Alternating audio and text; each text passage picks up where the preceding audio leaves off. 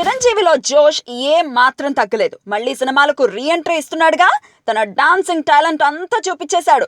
రాత్రంతా డాన్స్ చేస్తూ ఖుషిగా గడిపేశాడట.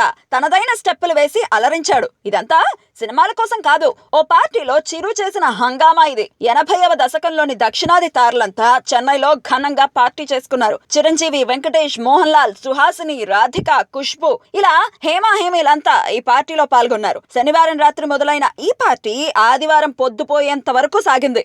ఈ పార్టీలో చిరు వేసిన లుంగి డాన్స్ హైలైట్ గా నిలిచిందట. చిరు ఒక్కడే కాదు, రాధిక, సుహాసిని, మోహన్ లాల్, వెంకీ, సుమన్, భానుచందర్ ఇలా అందరూ స్టెప్పులతో అద్దరగొట్టేశారట.